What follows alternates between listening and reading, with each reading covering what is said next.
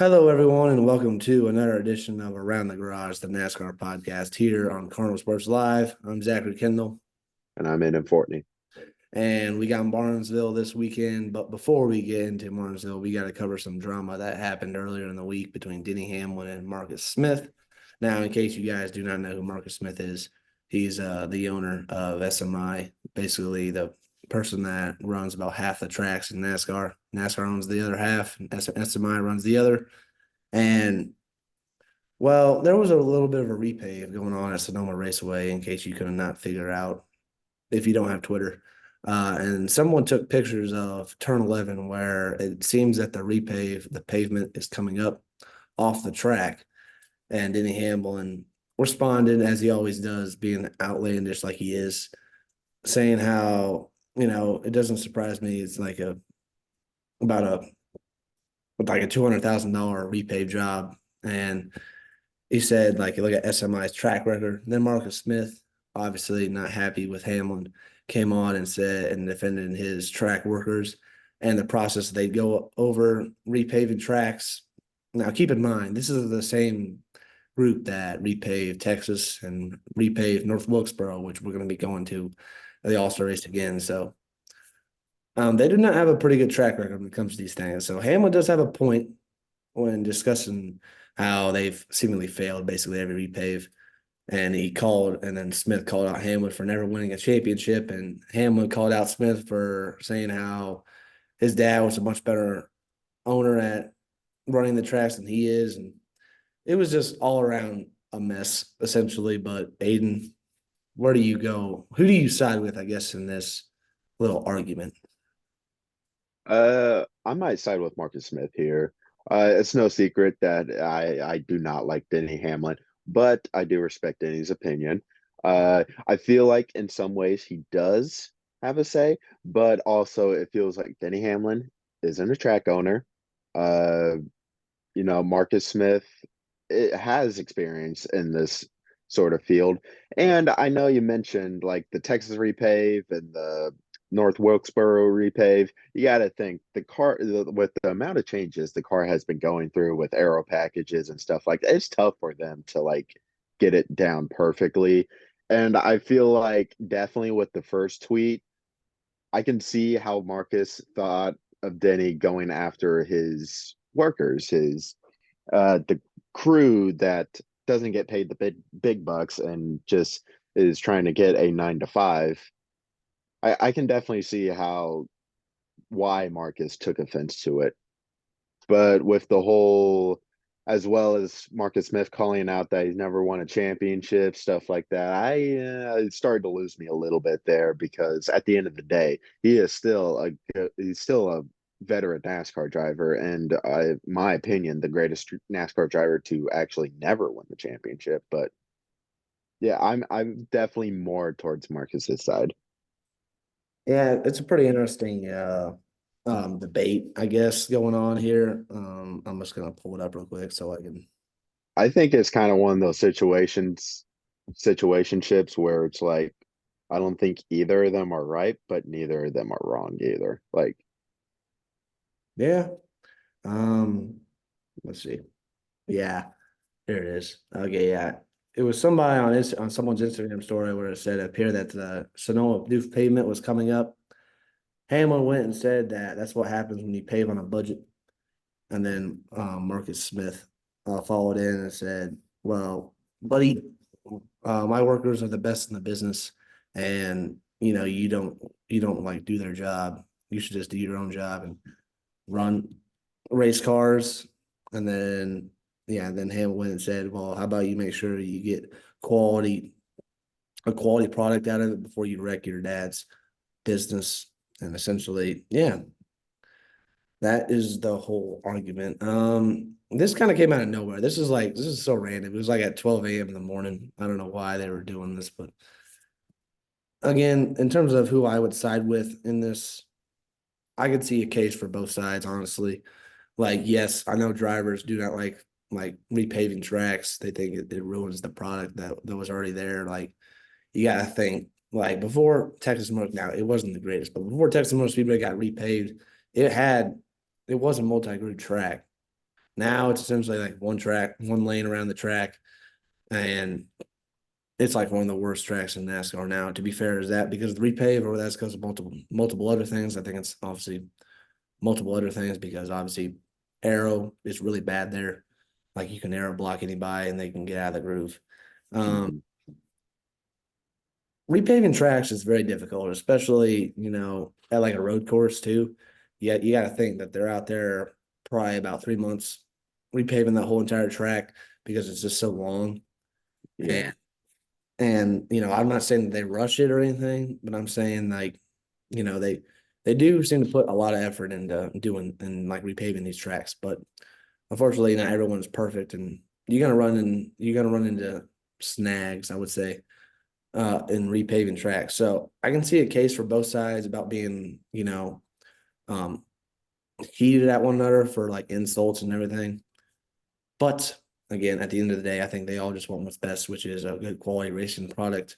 I hope that's what they would want because obviously they're in the NASCAR business. Obviously, Hamlin being a driver, being a team owner, and then Marcus Smith, he runs half the tracks in NASCAR. So I can see a case for both sides. But anyways, we're gonna move on from that, and we're gonna be discussing some drivers that are hot and who are not. Aiden, you go first, and then I'll go. So essentially, we'll start off with 1-1-1-1, and then keep going Like from. So we're gonna start with a hot. Who's one of your hot drivers of the season so far? plain and simple, Ty Gibbs. I mean, he had a really solid rookie season last year, and right now he is tearing it up. He is running very well. I think he's even like fourth, maybe fifth in the points, Yeah, somewhere around there, I'm pretty sure. But he has really impressed me this year. He has been really good. There's some tracks where I legitimately thought he could win. Like he had race winning speed, like at Bristol, for instance, and a little bit at Phoenix as well. He's been really good. He's looked really well, and honestly, kind of looks like a championship threat, like a very quiet championship threat. And yeah, he's hot right now. yeah, he certainly is, especially for a sophomore. He's trying to break that dreaded sophomore slump that has killed many drivers his second seasons in the Cup Series. For me, it's plain and simple. We just talked about him, but it's Denny Hamlin. He's won 2 races so far this year, both at short tracks, which is really important because the last 2 races of the year are at short tracks, Martinsville and Phoenix. He was running really well at Phoenix until he spun out in second place. But Hamlin's brought speed basically every single track that we've gone to. So Joe Gibbs Racing is definitely, I think, the team so far as a collective whole to beat. Who's your first driver that's not so hot? I'm gonna have to go Kyle Busch. I know it's my like bold prediction before the season started that Kyle Busch was going to miss the playoffs, but even I was like, that's a bit out there. But honestly, these first few races, I could see it happening. Like right now, RCR as a whole is just missing. They no matter whether it's the pit crew, Kyle Busch messing up, or it's just simply they just miss and they just suck. It's just not looked good for the 8 crew or really even the 3 team either. They RCR has not looked good. Yeah, speaking of RCR, I'm choosing the other driver, Austin Dillon. Now, I will say I'm not the biggest Austin Dillon fan, obviously. Like I don't, well, I'm only a Dale Jr. fan, but until I still watch. I still see like who's up front, who's doing well. And Austin Dillon for like the last couple of years has just been not very good at all. He he is like crew chief Keith Rodden, who's not who longer is crew chief, by the way. He got his old crew chief back, Justin Alexander. But Keith Rodden to me was not that good of a pairing for Austin Dillon. Like from the beginning, I did not like the move at all. Like there was a reason why Hendrick kind of let him go, I feel like. And you saw it like last season. Austin Dillon was 26 in points. Now, to be fair, he had that penalty that obviously didn't help, but still, even without that penalty, he's like 23rd in points. So not that great. And Kyle Busch, while he is struggling this year, was a lot better than him. He got 3 wins and he made it to in the playoffs. So I mean, Austin Dillon, he's got to figure things out. And, with his old crew chief back, a guy that he's familiar with, a guy that he's won with in the past, they have to turn things around really quick because otherwise he's going to be in a dreaded hole like he is right now. And it's only going to get bigger. Who's your second hot driver? Uh Hot is kind of like he's not like a top tier guy right now, but compared to last year, he has done really good, and that's Noah Gragson. Now, I know some of y'all gonna think I'm crazy. You look in the points, he's 30th, but remember, he had that penalty, and really, you look at his stats and like how he's been running, he's actually been doing pretty good. Last year, he only had only one top 10 all season, and he already has two on the year. Obviously, sixth place run at Las Vegas, finished ninth in the 500, and had a solid 12th place finish at Richmond, a track known for being difficult for younger drivers in the past. So I'm definitely going with Noah Gragson. I'm I'm gonna be a little interesting here. He's getting overlooked a little bit, I feel like, because Ford as a whole is struggling, but I'm still going with Ryan Blaney. I know that sounds a little weird because he is last year's champion, but if you look at it, Ford as a whole is just down. They're the third manufacturer, and Blaney is still somehow hanging in there. He's still getting good results. He's still finishing well, and he's third in points. And the fact that he's doing that and Ford is just not there quite yet, like they were last year. Because if you remember last year, like they started out really slow. It seemed like they were the third manufacturer. Ford came out and said like they needed to turn things around. And guess what? Look what happened. They did in the second half of the year, and Blaney took advantage of it and won the championship. Now, this season, obviously, he doesn't seem like he has the winning speed quite yet, but what he does have is consistency. And what does it matter in NASCAR? Consistency. And I'm looking at his other teammates that are at that shop too. Penske, Joey Logano. He's having not that good of a year so far. Like the last race, Richmond was probably his best of the season, and even that he got helped by those cautions. Let's be real here. He was And kind of a non-factor. yeah, He was a he non-factor that finished second somehow. yeah, I don't know. But obviously you got him and then you got Austin Cindric. I've never been impressed with Austin Cindric. I'm sorry. And like he won the Daytona 500 and that's his one career highlight and then he just has just gone downhill from there. So Blaney as a whole, I feel like is carrying that flagship right now. And as a Ford, he is the top guy in terms of the points. So Ryan Blaney's for me is one of my hot drivers. Who's your last not so hot driver? You mentioned him, and that's simply Joey Logano. His stats, if the for a championship level driver that he is abysmal. Like he is flat out terrible for the type of driver that he is, for the equipment that he's in. He's just flat out been terrible this season. And it comes as a big shock. Like I don't like the last time we seen Joey Logano like this bad was probably when he was driving the 20 car for Joe Gibbs Racing.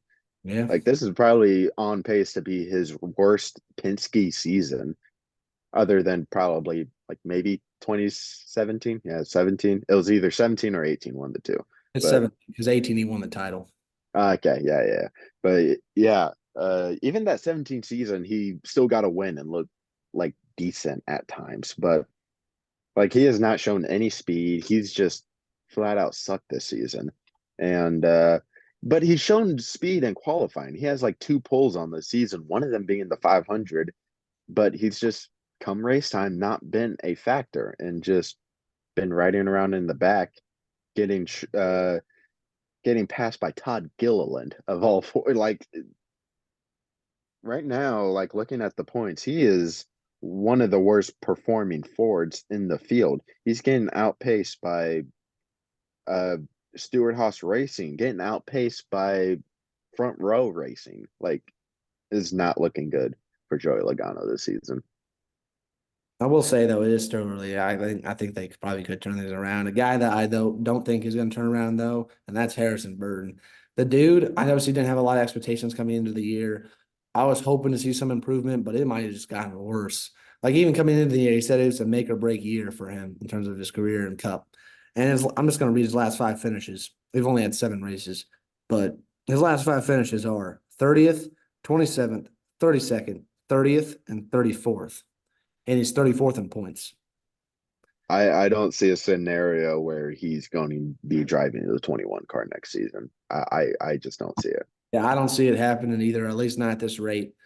Like he would have to do something spectacular. He'd have to get like super hot, and that team would have to start rattling off top tens for even me consider bringing him back. Like, I don't know where he would go, unfortunately. Now, I don't think it's all his fault, obviously, because I don't think Wood Brothers has the best equipment right now. But you got to remember, like, I know it was an old car, but Matt DiBenedetto, they kicked him out, and he was a playoff driver, literally made the playoffs for you. And this is your third year in Cup, and you've been showing this. You're like declining, not rising. You're Yeah. declining. So, Yeah, I mean, like just look at the drivers before Harrison Burton. Matt DiBenedetto, Paul Menard, Ryan Blaney, yeah, and then like Trevor Bayne. I would argue Trevor Bayne has looked better than Harrison Burton has in the 21 car. Like he's not looking good at all. yeah. So he would have to turn things around really quick. Otherwise, he's already having an abysmal season. But he's going to, do something if he wants to keep his ride. And well, those are our hot and not so hot drivers to start the year. We'll talk about the trucks and Xfinity real quick. Uh, Truck Series race. Uh, Not a whole lot of shenanigans. I was surprised, especially That's all we can ask for. That's all we especially can ask for. yep, especially at a place like Martinsville. And Christian Eckes won the race. He's having a pretty good year, I would say, Good obviously. for him. I like Christian Naked. So I think he's close to leading the points. If he's not, he's like top five. I know that. So, He is fourth in points right now with Ty Majeski leading. and I was like, he's got two truck wins on the year. So, yeah, pretty good start to the year for him. And I don't know. Yeah, again, I don't have much else to say other than the fact that we're really glad that the truck seems to have cleaned up their act a little bit. Let's hope he keeps it going. Hmm. Xfinity Series time. Interesting winner, Eric Almirola, part-time guy, obviously, former Cup driver for Stuart Haas, and he got paid a little bit. Not only winning the race, he also won the $100,000 Dash for Cash bonus. So, pretty good payday for him, for Almirola. He's getting some um, good results in that car. I feel like obviously he's only had like 3 starts, but he's doing what he needs to do. He's finishing top 10, I think, in every race he's ran so far. So he's doing a good job in his part-time starts. Sam Mayer, I just want to say real quick before we move on to the Cup. Great second place finish, really needed it. He's another guy that's been off to a very dreaded start. I'm not going to say obviously it's his fault because he's been caught up in a lot of wrecks, a lot of wrecks that haven't been his fault. So good second place finish for him. Chandler Smith as well. He's having a good start to the year back at Joe Gibbs Racing. So, and then Carson, first start in the 88, finished fourth. Good job. So those were the truck and Xfinities. Now we're going to get into the Cup lineup. Now you guys all know the drill. We're just going to go over every single driver back and forth. We're just going to see how they think how they're going to do. Obviously, at the very back, not expecting a whole lot, but we get to closer to the front, you're going to see some of the contenders that we probably expect to be running well. So to start things off, you got David Starr. Bit of a throwback. I haven't heard that name in years. He's going to finish 37th. Yeah. I got Daniel Hemrick. Hemrick is like running about how I expect. Like colleague racing obviously is not the Cup program specifically, and I guess Xfinity too, because they've kind of been lagging some speed. But speaking specifically for Cup, he's going to run mid-20s at best. Michael McDowell. Kind of surprised to see him back here thus far. I don't think he'll be back here, but I think he'll be like 20th, maybe 15th at best. Well, we talked about him earlier. He's 34th in points, and he starts 34th today, and that's Harrison Burton. This is why he can't go anywhere. Like it's gonna let's be honest here, it's probably gonna be pretty difficult to pass at Martinsville Yeah. today. I don't Hmm. expect him to do much. He's gonna finish probably, if I had to guess on average, 32nd. And like 7 laps down. So Yeah. You got Josh Williams. put Almirola back in the 16. Josh Williams is going to finish in 30s. And yeah. I got Corey LaJoy. I don't really know LaJoy's stats here, but I can see him clawing himself into a top 25 finish, and for him, especially at a place like Martinsville, is decent for him. Uh, Kaz Grala. Kaz Grala, uh, he's not too bad. I've liked what I've seen out of Kaz Grala so far, but I think Martinsville is just a different monster. I think he'll end up being stuck in the 30th, somewhere around there. Probably get caught up in a wreck at some point. I got Chris Busher. Busher starting a little further back than I thought he would. But the fact that Keselowski starts mid-pack gives me some confidence that they can figure things out. He's going to crawl himself back into a top 15 finish. John Hunter Nemechek. Yeah, I've really liked what I've seen out of Nemechek this year so far. He's done really well for himself. I almost used him as my hot driver instead of Noah Gragson, but went with Noah Gragson instead. But John Hunter Nemechek, it might be bold, but I think he gets a top 10 today. I got Austin Dillon again. We've kind of not been high on him, at least me. And the fact that he starts 28th does not give me confidence that he's going to figure it out, especially since RCR seems to struggle really a lot at short tracks. They're like short track package, everything else is really bad. So if he doesn't wreck, he's not going to finish better than 20th. Justin Haley. Justin Haley's gonna finish 30th. He's gonna wreck as well at some point. The guy that you were high on, Noah Grayson, he starts 26th. Um, yeah, I don't know what it is. It does seem like Grayson has a lot more confidence in himself, I think, this year. And he's showing it with the results. And he's just finding a way to get solid finishes. I think that continues today. He's going to get top 15. Carson Hocevar. Hocevar has actually ran pretty decently this year. He's impressed me a little bit, and he's going to start 25th. I think he'll stay around 25th. I don't think he'll drop. I don't think he'll rise up. Just finish about 25th, maybe 24th, somewhere around there. Well, his teammate Zane Smith has not done all too well. He needs to run some laps. The dude seems like he's crashing every week, or just about that. Roughly those first 4 weeks, he seemed like he was crashing. And as a young driver, he just needs to gain laps because, especially in like a track house slash Spire car, obviously that being the third car there, maybe the resources aren't exactly being tied to him for both companies because they both need to focus on their like they have two main cars and they got him. But for him, he just needs to run laps and he's gonna finish probably like 28th. Ricky Stenhouse Jr. Spinhouse. He's actually not bad at Martinsville. His stats aren't too awful, so I think he gets a top 15 today. A guy that runs somewhat well. At least I think his one career highlight was leading laps here, and that's Ryan Preece. It does seem like these type of tracks do seem to fit his play style, but the fact that he qualified 22nd though does not give me all that much confidence. But I feel like he can earn a top 20. Daniel Suarez. Suarez, other than the Atlanta win, has kind of looked the same as last year. He hasn't really impressed. He hasn't looked like his 2022 self. Yeah. But this is kind of he's always been kind of mid here, so I'm gonna say he finishes 20th today. All right. I got Christopher Bell. Bell starts 20th. He obviously is not going to finish there. Christopher Bell is still extremely underrated.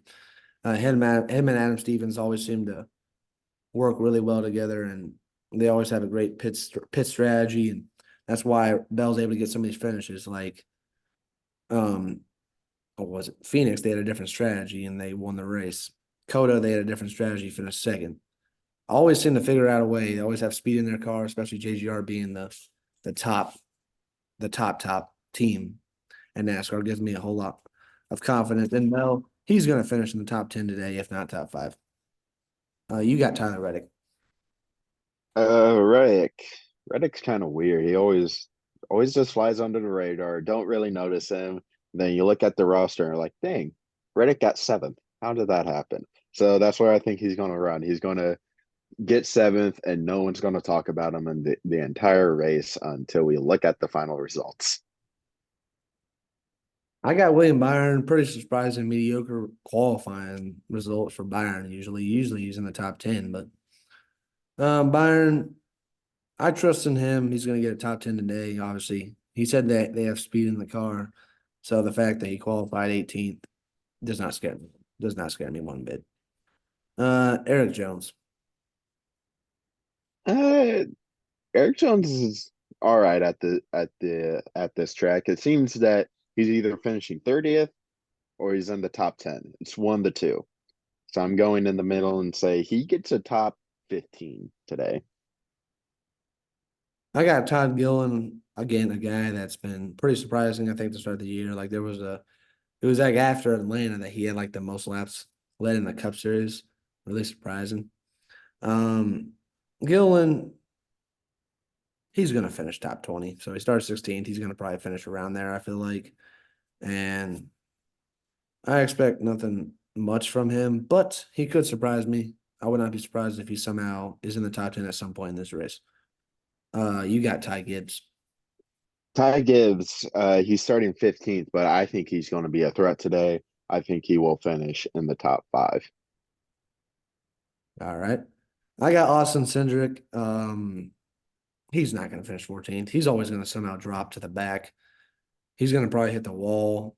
If I had to guess, I don't know if it's if it's from his own doing or someone else, but the point is that usually that's what happens to him because no matter if he qualifies 14th, which isn't bad, but he's probably not staying there. He's dropping to like 25th. Brad Keselowski. Brad's not always been solid at Martinsville. I think he has maybe one or two wins here. Uh, I think Brad Keselowski is going to get a top 10 today. All right. I got the man that made his name famous at this track, and that's Ross Chastain. Chastain, again, he's kind of flying under the radar because he hasn't had the exact quote unquote winning speed that I feel like that Trackhouse has had in the past. Again, they're trying to figure things out, but he's pretty solid, obviously, and he's going to get top 15 today, top 10, probably like lower top 10s, but still top 10, but still. You got Kyle Busch. We kind of you kind of mentioned it with RCR, and they're just simply not good. And Martinsville's a tough racetrack. I don't think the tide's going to change for Kyle Busch today. I think he's going to drop back, and I think he's going to finish somewhere between 30th and 25th. All right, I got Alex Bowman. Bowman, pretty good qualifying result for him. Usually not the best at qualifying. The last 2 weeks, he's actually been pretty decent. But last week he got caught with that bad caution, very bad caution, with Kyle Busch hitting the wall. Bowman, he'll get a top 15 today. He'll get top 15. You got Ryan Blaney. The guy that won here the last time we were at this track, Blaney has always been really good at Martinsville. He's always up front, leading laps. He's just very, very good here, always. So with that being said, I think he's going to get a top five today. Another guy that's always really good here, and that's Denny Hamlin. Has not won here in 9 years. Kind of surprising the fact that he's won here like 6 times, 5 times, and he hasn't won there in 9 years. Kind of surprising, but Hamlin, obviously, I talked about it. He's won 2 short track races this year. He's going to be a real threat. He's going to get top 3 finish. All right. You got Josh Berry.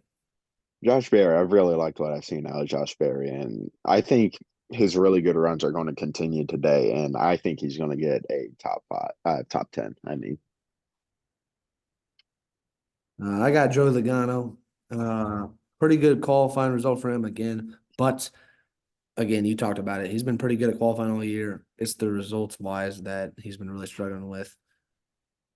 I'm sorry. I don't trust Logano. He's gonna fall out of the top 10. He'll get top 20, but I think he's gonna fall out of the top 10. Chase Briscoe. Briscoe has kind of been a disappointment to me. I thought he was going to do a lot better this year, but I think he'll fall out of the top 10, but he'll still finish about 20th, maybe 19th, somewhere around there. a guy that potentially got robbed last week in the final overtime or the overtime restart, and that's Martin Truex Jr. He definitely did. Yeah. Uh, he starts fourth. He's gonna finish in the top five. I trust JGR speed. I trust him. He obviously for the longest time did not do all that well at short tracks, and he's turned it around in the latter half of his career. So he's gonna be top five. Chase Elliott. Chase Elliott's always been pretty good here, but it's kind of been lackluster this season, other than last week at Richmond, where he actually ran pretty good. I think he runs top 10, but doesn't get isn't up front for a win. I got Bubba Wallace, one of what he considers one of his favorite tracks to go to. Good qualifying result for him. I expect a pretty decent finish for Bubba. He's going to end the top 10 today. You got Kyle Larson, the last guy. He's up front for a reason, and he's going to be up there contending for the win, and he's going to finish at least in the top five. I can almost guarantee it. All right, and that was the starting order for today's Martinsville race.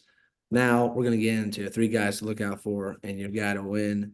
Aiden, you're going to go first. Who are the guys you're looking out for? Okay, so the first two guys you might not expect and are both rookies, one very much older than the other. It's Josh Berry and Ty Gibbs. I feel like those two are going to be up front, competing the entire time, and will be leading laps. The other guy might be a little boring, might be a little biased, but I'm going with Ryan Blaney. Ryan Blaney will be up front leading some laps, and I think he will perform very well today. And for my winner, though, I'm going to go with the surprise, and I'm going with Ty Gibbs. I think Ty Gibbs, he ran really well at Bristol. He ran really well at Martinsville last year. I think he's going to get his first career win today. All right. My first guy to look out for, I'm looking out for Josh Berry. Again, he seems to have a knack for these type of tracks. His first ever career Xfinity Series win was at this track, and good qualifying result for him in seventh. And they seem like the four car potentially, specifically talking about Stuart Haas, always seems to have speed at these type of tracks. He had speed at Bristol until like obviously the tires fell off, but today I expect him to do pretty well. Another guy I'm looking out for. It's Alex Bowman. Again, I think he obviously flies under the radar. Is he going to be good on one day or not? I don't really know. Again, he's been showing some decent speed this year. If it's going to matter if the luck is on his side, because it seems like when Bowman's running well, something happens. He gets caught under caution. His pit crew loses some spots, especially at these type of tracks. You cannot afford that. But I'm looking out for him just to see if he can get a solid finish today. And then the last guy I'm looking out for is Kyle Busch, just because I talked about it. RCR is not doing all that well at short tracks. I want to see if they can potentially get a good result. Qualified 11th. I need to see if he can stay there. So that's why I'm looking out for him. But none of those guys are my pick to win today, because I'm picking Martin Truex Jr. to win. He's going to rebound. He's going to get redemption from last weekend where he got robbed. He was literally a corner away from getting the white flag and winning his first race of the year. He's going to get redemption day and win at Martinsville. It's called Martinsville for a reason. Martin Truex. He's going to win. So that is our Martinsville edition of Around the Garage NASCAR podcast here on Car Sports Live. As always, make sure to tune into our other podcasts as well as our live shows on Thursdays. I'm Zachary Kendall, And I'm Anna Fortney. and we'll catch you guys next time.